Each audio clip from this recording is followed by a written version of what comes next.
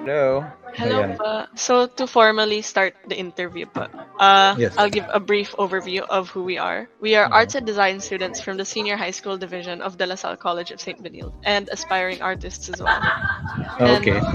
as you know, our project is to promote Filipino animators on our social media accounts, Filo-Mation. For our first question, so we are very big fans po of projects that you have previously worked on, such as The Little Mermaid, Ariel's Beginning, The Lion King 2, Shantae, and Kim Possible. Yeah. So our question is po, how were you able to reach such feats? Like, how did you get to this point in your career? Oh, okay. Sige, I will tell you a little bit of how I got there. Actually, I'm an architectural student when I went into an animation because my brother was a advertising student. We saw an ad in our school, so we both go to the same school in UST. Saw an ad from a company called Toon City. And then they were looking for applicants who wanted to take a creative test for an animation training. I accompanied my brother. Actually, siya lang yung talagang mag-exam. And then, sabi ko, ang tagal ng exam, I joined him. So there were 50 something applicants that took the creative exam, and then only 14 got selected. So pareho kaming nakuha doon sa 14 Oh, ang na galing. nag-apply. Yeah. And then nagtataka kami because when we took the exam, we were doing Timon and Pumba. Yung model sheet was Timon and Pumba. And hey, okay to, magandang gawin. Pero ba't Timon and Pumba? So we were thinking what was this studio we were applying at. Tapos yung pala ano siya, it was Walt Disney TV. So meron pala silang studios. That was back in the 1996. Ayan, mga 1996. Nagulat kami that there was an industry, an animation industry here in the Philippines na ang ginagawa pala ng foreign studios, siguro to lower their taxes. They partner with some Filipino owners na mag-put up sila ng studios dito. Tapos they changed the name. So Toon City was basically Walt Disney Productions for TV. And then we had Phil Cartoons, which was basically Hanna-Barbera and Cartoon Network. And then we had other studios. Actually, the only animation studio here that was using their real name was Toy Animation. So they really had a studio here since the 80s. But there were other studios that were partner studios of big companies, big studios in the US, like Warner Brothers and Nickelodeon. Ayan, yan yung mga companies before. And then, this is what made us do yung mga projects na ginawa namin. Like, since we were under Walt Disney, I had the chance to do in-betweening. I started as an in-betweener. So, I did in-betweening for Lion King 2. And for Little Mermaid, Ariel's Beginning, I was an effects animator. And then eventually, since I wanted to learn more, I transferred to Top Animation because they were offering training for different aspect of animation like layout, storyboarding, and also actual animation. This is where I learned all the ropes in animation, and this is where also I became a director in Tapeg. And Tapeg is didn't have a partner animation studio from the US. We were like an outsourcing group. So because of this, we had more chances of doing more projects, more diverse projects. We were able to get shows from the bigger studios. We got shows from Toon City, which was Walt Disney. We got shows from Philippine Animation Studio, which were doing X-Men and also, what was there? The HBO Happily Ever After series. And we were able to do The Mask and Dexter's Laboratory from Phil Cartoons, and also the Rugrats from Nickelodeon, and what was the other show? Oh yeah, Kim Possible from Toon City. So we were able to do more shows because we were an outsourcing group, which made it more fun because sometimes if you're doing just one series, it becomes tedious because you keep on doing the same series like forever. But when you're doing different stuff, we were having more we were having more fun. Eventually, we had our own clients, but we targeted European clients because the US clients had already like partner studios, so we were looking for other sources of work. And we found that in the UK there were lots of shows that we didn't know about that we were able to do. Like we did What's the show? We made like a Simpsons-like show. I forgot the title, but anyway, it was more adult-oriented. It focused more on like subjects that were more difficult to explain, like more on abortion, problems with sexual problems with husband and wife. Those were the topics where it was presented like a Simpson style show. So this is where I learned that in other countries animation wasn't for kids anymore. It targeted more different age groups. And you can see that now actually with also Japanese animation. It's animation is not for young kids anymore. So there are different. We were able to do different types of characters. Like we did one for Germany, a feature film which was all in German, which was it was a challenge for us because we needed to learn what they were saying so we could act out the movements because we didn't know what they were saying. So we had it translated and we had them say the words in English so we would know the emotion. So that was a difficult project, but we were able to finish that. So basically, what happened with us is we started animation in a nice, a great time of animation here in the Philippines, where a lot of U.S. studios were partnering with local studios. But eventually, it all dissolved. Now all studios here are locally owned. Just a few of them are real partners of studios from abroad. I see po. So, given your vast experience po in the field and na matagal-tagal na po kayo sa animation industry, what keeps you going po? Like, what is your motivation when animating? Oh, okay. Actually, ang motivation ko talaga is to create our own animation. Pero it's really difficult to a lot of people have tried. We also tried to do our own TV series. But it's really difficult. First of all is uh, the first challenge we had was the technology, because the software was very expensive, the equipment was very expensive. During the siguro mga late 90s, early 2000s, everything was hard to come up with, because before we weren't really digital. It's more on paint, pencils, paper, and then we had like large cameras to get to take the pictures of each frame. So that was expensive. And then eventually, when it became digital, so everything was more doable now. Everything became cheaper to do. But the next problem was support from producers to have the right budget. Actually, we had some people, businessmen who also had passion with animation that gave money to produce something, but it wasn't enough, because if we compare like the budget for animation abroad, like if their budget like was $10 million for a whole series of animation, our budget would be like 3 million pesos to 5 million pesos, which is a lot. But it's like night and day the comparison of budget, and it would be really hard for us to do. And also the number of people, because usually during that time the animators were all freelancers. There weren't really regular paid animators. We were all freelancers. We were paid for the work we finished. So basically, these different studios had basically the same people working on different projects. So if one studio pays well, most of the artists would be there, and then we would be left with the other artists like newcomers or first-time animators, which made it really hard, because once these animators became good, they would be searching higher pay, and local projects can't really compare with foreign projects. So until now, my passion is someday we can create our own series that we would be proud of. But it's really difficult. We tried to do it. We were able to finish like uh, one episode, and then we post it in YouTube.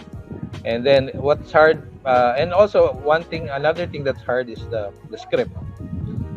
We have lots of animators, creative people, but we don't really have writers for animation. So our writers is more focused on teledramas or Filipino types of movies. But for animation, you really have to have a good script that is also for animation, because what's different with live action and animation? In live action, you can make mistakes. You can have a retake. But for animation, you can't have a retake because it's very expensive to do everything again. So everything should be perfect at the script level, the storyboard level before it goes to animation. So it would be less expensive. Because if you do retakes like what they do in live action, it's gonna be very expensive.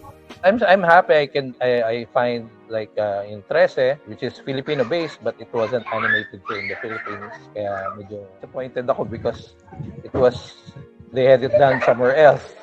And I wish they came here because there are more animators here.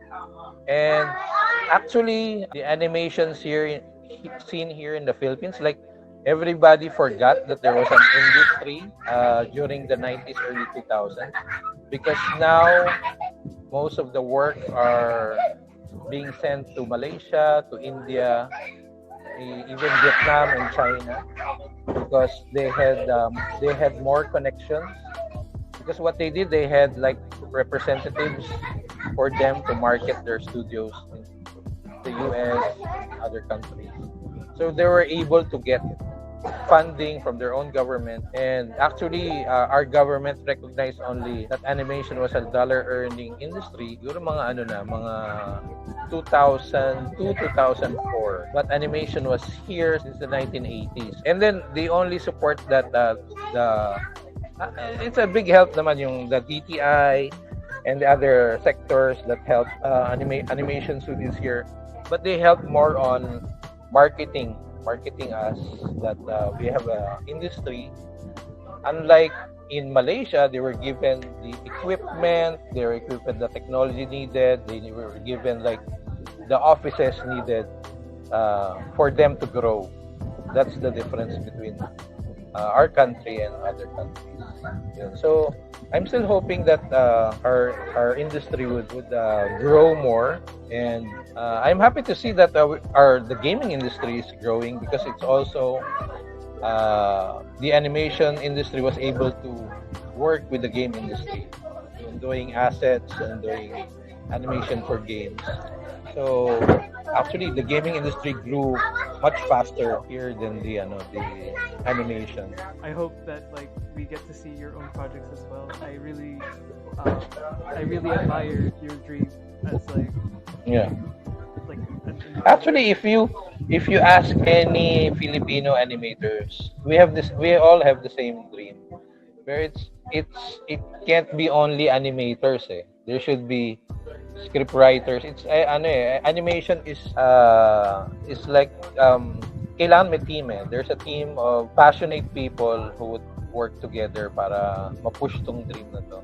Like I learned throughout the years, may mga producers who have passion, like the producers who did Orduha and what's the other one, RPG Metanoia.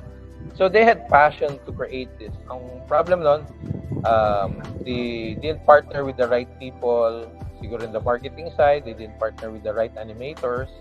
Kaya medyo kulang pa yung animation. Like they didn't go near any of the animation studios, the local animation studios. So I didn't know where they had it made. Siguro they hired people lang to do it. But RPG Metanoia was very nice. It was 3D. It was very good. Problem naman nun was marketing. They weren't able to market it that much, and many people contradicted it. Ang daming kontra eh. They were saying it's about monsters, Philippine monsters, or it's about gaming, it's bad for kids. It's the same thing happening sa 'di ba, sa Voltes 5 yan. They put down the creators eh. They're saying it's not made here, but actually it's really made here. So Yun yung ano mahirap yung mga critics. The critics hindi pa lumalabas, they criticize it kagad. So it's a challenge talaga for different producers. It seems like animation as a medium, like it takes a lot of work, right? Because like It's a lot of work. Not only just the animators, but like you mentioned, like the script writers, the directors, the background artists. Kasi the background artists sometimes they're not being mentioned, or they're parang if you have animators, you don't need any other people na. You need the background artists, you need the special effects artists, you need the editors, compositors. Ang daming parts ng animation to work.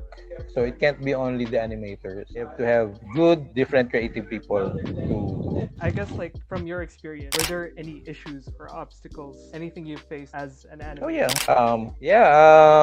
The first was the technology and software. During siguro early 2000, like a computer that could be used for animation would cost like almost 200,000 pesos during the year 2000, diba? But compare that computer then to now, siguro yung price na lang ng computer na yun is mga 20,000 na lang yun. So yun yung capacity niya noon. Now computers are much more faster and much more affordable. Yeah. And then there was also the thing with technical things, because we were animators, we didn't really know the technical side. Like on compositing, color correction. So we had to learn that. Noong time na yun, there was no YouTube, no tutorial. So we had to learn it by our own. So yun yung mga challenges noon. And actually rendering lang we were trying to render to 24 frames per second. It was a big deal for us then, because I was asking different studios on how to render animation to 24 frames per, and they also didn't know, even though they had the more advanced equipment, they didn't know the technical side of things, or maybe they had other people doing that for them, kaya hindi nila problema. As we were trying to learn from everything from scratch, so yun yung naging challenge on learning all aspects on doing our own animation project, like from scratch, from script writing to final compositing to rendering, and then after nun, we had to nalaman namin to get our project to studios. We had to convert it to a Betacam, which was like a Betamax tape or VHS tape. Because this is what the networks use, so that cost money. So we needed some producers to help us in rendering this in Betacam. So I don't know if you learned, we did a series called Tutubi Patrol back in 2004. It was shown in TV5. It won a Anak TV award. It was based on a children's book of the same name, Tutubi Patrol.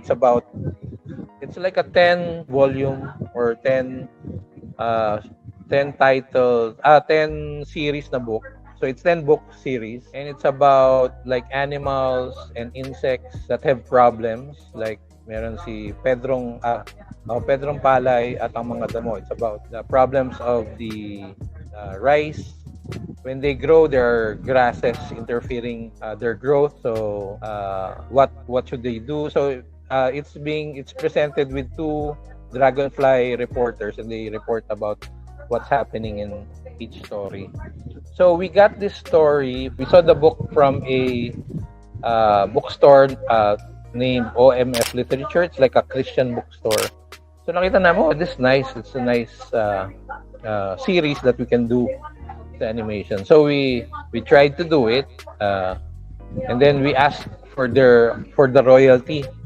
They asked royalty. We asked if we can create this into a series. And then they were asking for a royalty of 50,000 pesos per book.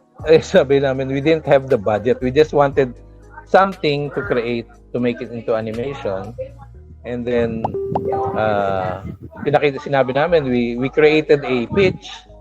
And then eventually they agreed to give us the rights to create the series for only like 5,000 pesos yata for the whole 10 book series. Then we created it. We were doing with our what we did is we got projects. So whatever we earn from those other projects from the big studios, we use it to fund etong series na to. And then eventually, it's weird. One day, a guy, a Chinese businessman, walked in our studio and he said he was looking for some place to invest his money. Then he saw what we were doing. Tapos naging interested siya. Then he said, sige, pwede ako mag-invest ng 100,000 pesos sa sa project. Sabi ko, yes. The walk-in client, actually, he wasn't a client. We didn't know him. He just walked in our studio. So, yun nga, mag-invest siya. Okay, 100,000. Then he called after a week. Sabi niya, can I make it 200,000 yung investment niya? Sige, sure, sir. Thank you very much. We were very appreciative na merong taong ganun. We didn't know him na willing maglabas ng pera. And eventually, siguro after a week again, he came back with a check for 1 million pesos. And then, binigay niya sa amin to. We were so happy na merong nag-invest. And then, ginawa namin is, sinerox namin yung cheque talaga para pinost namin sa studio. We were so happy that we were able to finish this. Yun nga, napakita namin sa TV5. And then, it won an Anak TV Award. Ang problema pala the problem in getting this to the network, di namin alam kung paano. So, we just presented to different networks. We went to Channel 9. Channel 2 and Channel 7 was out of the picture kasi puno yung slot nila. So, they didn't have any airtime available. So, we went to Channel 9, Channel 13, Channel 5. Channel 5 was still up and coming noon. So, Channel 5 had plenty of airtime. Ang problema, they gave us yung 6 p.m. na airtime. Kasi their morning slots were full.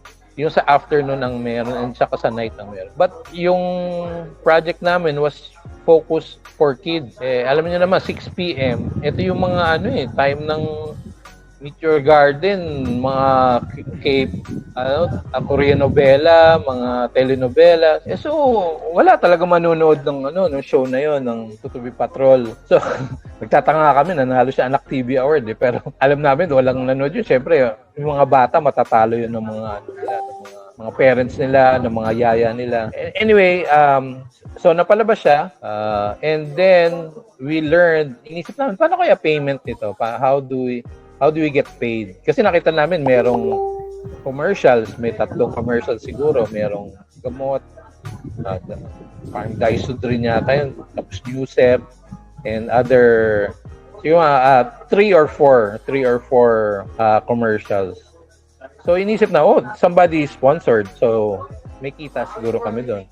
Parang may Argentina corned beef. Tapos, and the network pala, when we presented the project, they said we would be paying for airtime. The airtime would be 200,000 pesos. Sabi namin wala kaming budget to air this. So ang sinabi nila, co-production nila. So they won't ask us for any money, but they would ask for half yung kita from the sponsors. Yun yung naging deal. So they would be having 50% of whatever the show gets, di ba? And then nalaman namin that the sponsors pay like half money, half products. So the network got the money and they gave us the product. So we got 1 box of Argentina corned beef, 1 box of medicine. Wala kami nakuha cash payment from the showing of that series. So, medyo na-disappoint kami, pero din kami, masaya kami because we were able to put something out. And then, yung Chinese businessman, kaya pala nag-invest siya, gusto niya din mag-produce na sarili niyang animation. Pero sa kanya medyo mas grand. He wants something like anime action series, action comedy series, parang mga Naruto, yun yung gusto niya. Ang problem, his budget was Plus, like times 3 lang, mga 3 million lang. Yun yung budget niya. So, sige, sabi namin we would help him in creating this. Kaya lang, we would need to work on other projects. We can't work on that alone kasi hindi kami mabubuhay. So, this was back 2004. And then, fast forward to this year, ang naging problem namin doon, the technology keeps on changing. So we started with 2004, hindi pa uso mga LCD, LED TVs. Kung meron man, masyadong mahal pa. So our target was local network, which was 720p pa yung resolution. Tapos naging HD.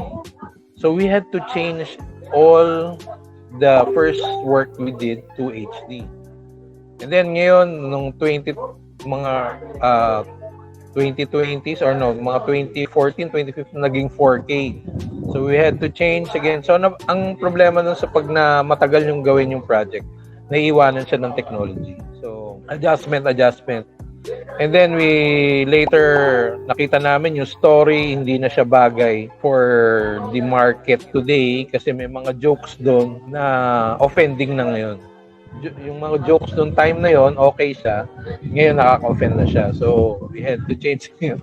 So eventually we were only able to everything was like hindi namin nabuo kada episode. We were able to finish one, which is we posted in YouTube. It's not even a full episode. It's just like a sizzle reel, a part lang of the whole episode. Para lang makita namin kung okay naman yung reaction ng mga audience. Pero hindi din siya it peaked at 3,000 views. Pero wala it's we didn't really find the footing for the series. So, parang nag-decide kami, parang wala namang interested So, hindi na namin tinuloy. So, ang plano na lang ng producer was to sell, kasi we had storyboards, we had characters, we had a pitch bible, we had everything except the finished product. So, yung producer, he decided to sell na lang his ideas to Netflix or some other streaming service para sila na magtuloy. Pero, sayang nga because ang hirap din if you really don't have the money, tapos kailangan mo talaga i-fund from your pocket, kailangan talaga mayroon plan na matapos siya in a certain time. Hindi mo pwede patagalin ng ilang years.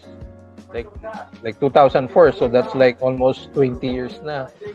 So we tried to do it for the longest time, pero iwanan both in technology and story-wise. And even yung mga artists nag-change. So, and ang hirap pa niyan, yung mga bagong artists didn't have the same passion as yung mga nung nagsisimula pa lang kami dun sa project. So, yun yung mga struggles namin with doing our own show. It's very interesting to see the technical side and the financial side of the struggle and the animation. I personally think that animation is a very not all the time, but for sometimes it's very thankless and very underappreciated. Especially with stories like animators being underpaid, like the animators from Japan, and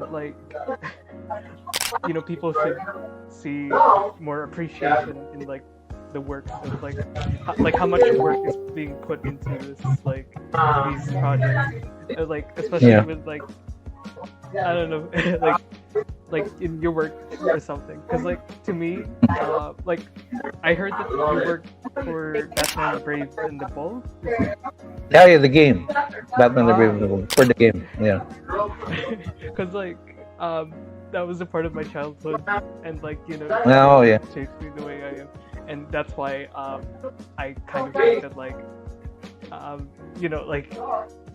your work should be more appreciated. Speaking of your work, what would you say among your other works is the one that you're most proud of? And if you can't really think of any specific work, what was your most memorable experience? Actually, we had the most fun animating for games. because it was a quick turnaround. Compared to like an animation series and an animated movie, sometimes that would last for 1 year, maybe more. For games, we were able to do animation work for like uh, 4 months to 6 months, and it was we started animating for games back 2009, and it's also the same thing. A director, a game director from the US was looking for a studio that could do animation, Walt Disney style animation, because their project was A Boy and His Blob, and they wanted it's a side scroller platformer game in 2D. They said that 3D games were losing appeal because it was too perfect, and 2D side scrollers were coming back, like Mario Brothers, Super Mario Brothers. So they wanted to do something different. So they wanted like a fully animated character that you can control. So it's a boy that needs to hug. He has a not a pet alien, a friend alien. So it's a blob who turns into different objects, which he uses to traverse the levels. So he orders the blob around to change, but sometimes if you order it too much, he gets mad.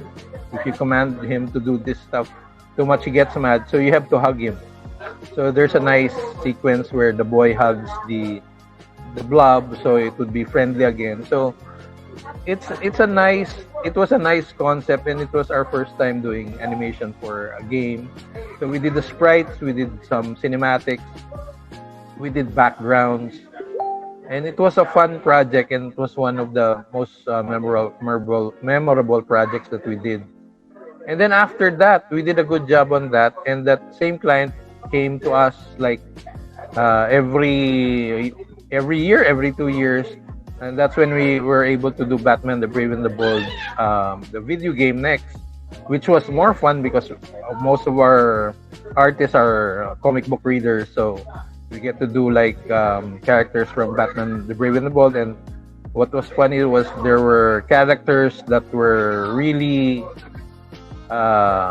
not famous characters. Like there were characters like Plastic Man. There were characters like the Blue Beetle, and the characters not part of the Justice League, the regular Justice League. So there were characters that were really fun to do, and what was funny with the Batman, the Brave and the Bold, when we started, it was started for kids.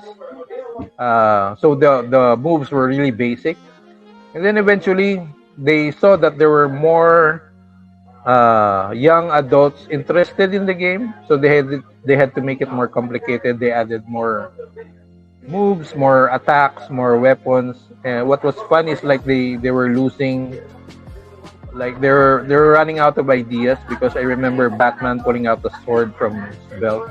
Why does Batman have a sword in his belt? And then it was so it was fun doing that.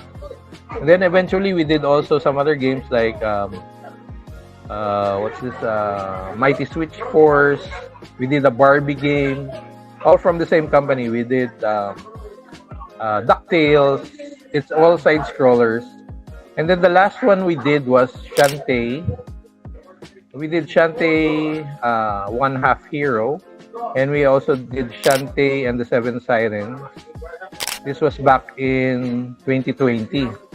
Then the pandemic happened, and we haven't heard from them since. So actually we talked to them before the pandemic hit, because they said because of the pandemic they had problems outsourcing to other countries. They were focusing more on local studios. So since then we haven't done another game. Yun yung naka-apekto talaga sa amin ng malaki was losing yung regular client namin for game. Yes po. You were very passionate about your work po. Thank you po for sharing us your experiences with us. Yes, you're welcome. Do you have any tips or advice for students like us who aspire to work? Oh, okay. Yeah, advice. Yeah. Continue to pursue your dreams.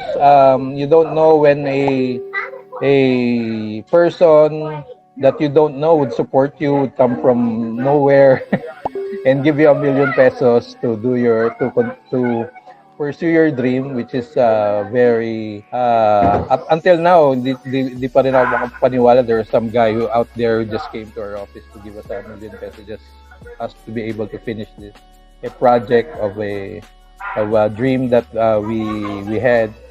And also my advice is continue to adapt because the technology keeps on changing.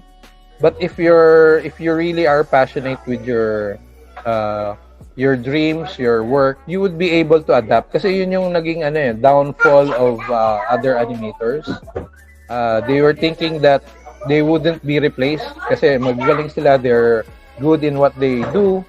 Ang problema, they were good with pencil and paper. Nung dumating yung computers, ayaw nila mag-adapt. So, you have to adapt kasi yun yung changing ng technology. And even yung trend with the stories, you have to adapt. Like medyo naiwanan na tayo sa storytelling natin eh. So, it's medyo parang pare-pareho eh. So, if you watch a telenovela, it's parang similar na. Ewan ko, when I watch something, parang it's all shouting, di ba? It's all shouting.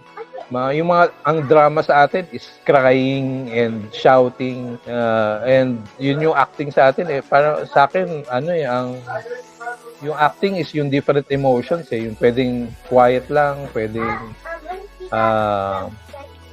comedy lang, pwedeng yun yung difference natin with other movies or other production houses sa ibang bansa.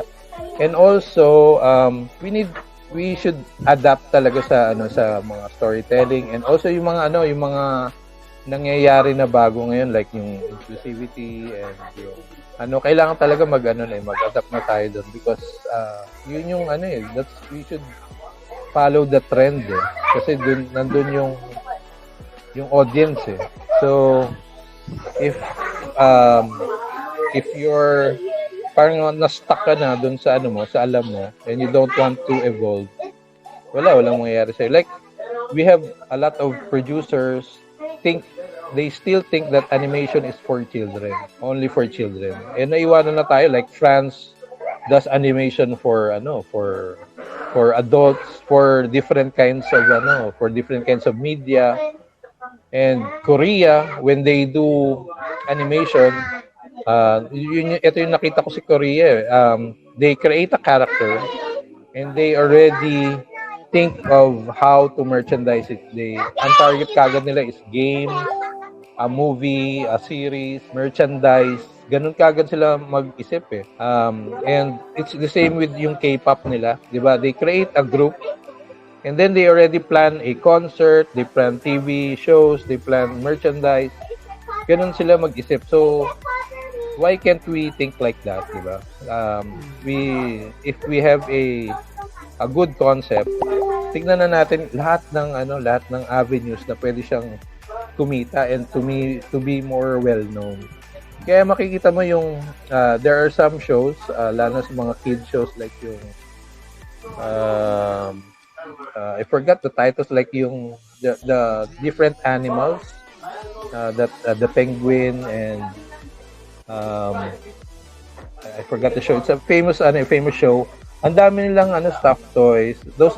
These are all Korean made animations, like Debo the Gift Dragon, and then yung what's the famous show ngayon, yung Coco Melon. Diba? Coco Melon. Sa Korea lahat gawa yun eh. So they conceptualize the characters.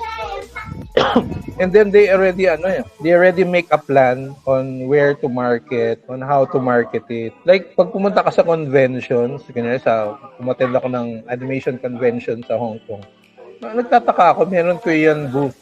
Meron silang, kunyari, 50 episodes of Cocomelon, 100 episodes of Dibo the Gift. Sabi ko, paano nila nagawa yung 50 episodes? Kami nga, hirap na hirap gumawa ng like 13 episodes. Tapos nalaman ko, wala pala silang tapos na work. It's just marketing. So they're like finding funding para dun sa sa projects nila. They're just searching for producers na willing maglabas ng pera para dun sa project din. And they just do marketing materials. Sabi ko, ba't hindi natin gawin yun? So dapat we should do marketing materials, look for investors para makagawa tayo ng sarili natin. Yun yung So makita ko iba sila mag-isip So parang more on sila sa brand that they brand muna a K-pop group, tapos pag sumikat na yun meron na siyang meron na siyang path It's the same with their animation. So yun yung difference natin. So advice ko lang sa inyo, if you look for research kayo ng trends, yan maganda you learn more about yung mga ito yung mga experience ng mga animators na at least alam nyo na. And you know how to do your projects with this knowledge, di ba? So yung advice ko nga sa inyo, create a character, create yung stories around that character.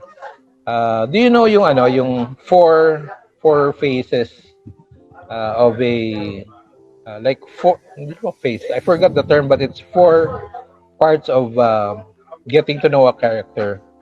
So because this is where the story evolves, like the first part of the character is like acquaintance.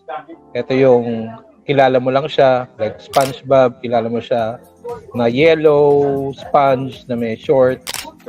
And then meron siya what a best friend would know about a character. Dito malalaman mo si Patrick yung best friend niya, and you know that he's like very friendly and mahilig siya sa Krabby Patties. And then the third part is what a mother would know, diba? Yung mga other problems niya sa buhay, yung mga personal problems alam ng nanay. The fourth was like the deeper thoughts, like what would be his motivation? Because from there, like if you know those things about your character, like SpongeBob, like Patrick and Squidward, dun makakapaggawa ka ng bagong story for each character. And this would be eventually the different episodes of your series. Yan. So it's all based dun sa character. Kasi kung alam mo si Patrick siguro, yung parents niya, kaya siya tatanga-tanga, yung parents niya lagi siyang inaapi or lagi siyang binabaliwala. You can create an episode for that for that part of the story alone. So ayan, kaya makita nyo pag nanonood kayo ng mga cartoons or animations, makita nyo story sa anime, story ni Deku sa My Hero Academia, ni Bakugo. Ang galing nung scriptwriter sa Japan.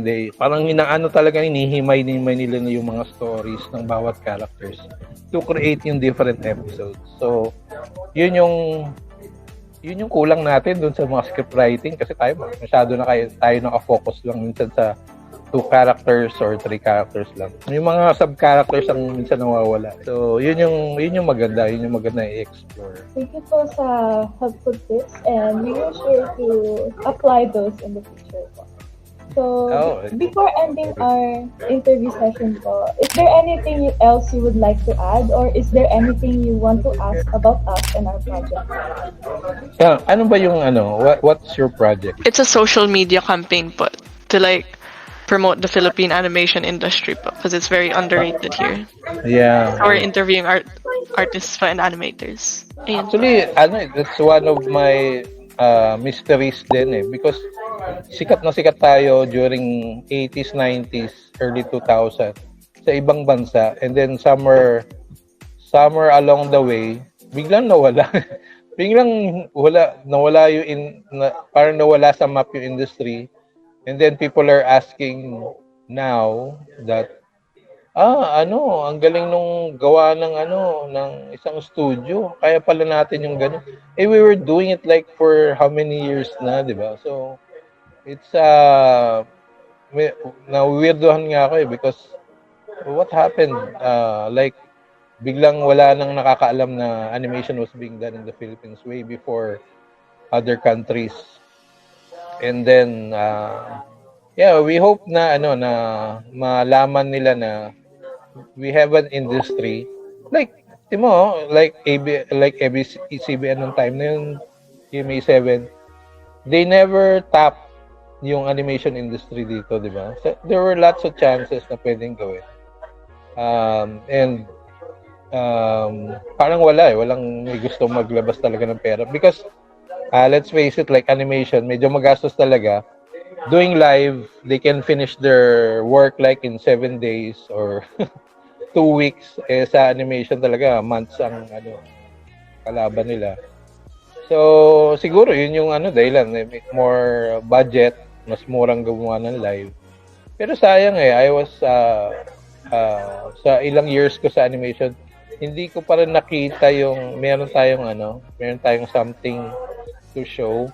Yung, actually, natuwa ko sa Barangay 143 that they had anime type na pero hindi pa rin siya na market masyado like parang iilan lang sa kakilala ko nakapanood ng Barangay 143. So sayang yung etong I'm hoping etong Voltes 5 even though it's not really animation per se 2D, pero yung the studio that did this, kilala ko yung ibang animators that did the 3D animation for Voltes 5, and they were pitching this since 2014 yata. Ganun katagal na tong pinipitch yung Voltes 5 So I am pushing for them na talaga na maging successful siya. So hopefully yung writing hindi puro nakafocus masyado sa romantic, kasi alam ko Voltes 5 hindi naman siya romantic, it's more on family so sana nga it would be successful, so we would have more shows like this kasi ang ganda nung sa first look pa lang I was really blown away by the effect. So sana nga mag-okay and then more Filipino works would come through. I agree po na we have so much potential and the Philippines have so much potential with the animation industry. Ay po, thank you po for allowing us to interview you for our research project po. We hope that you will have a pleasant rest of your day. So, sige, I'm pulling for you guys. I'm pushing for you guys. Sana okay yung yung project mo. Yun po. Thank you so much po. Thank you. Okay, very welcome. Good evening po. Bye. Thank you. Okay. Salamat po.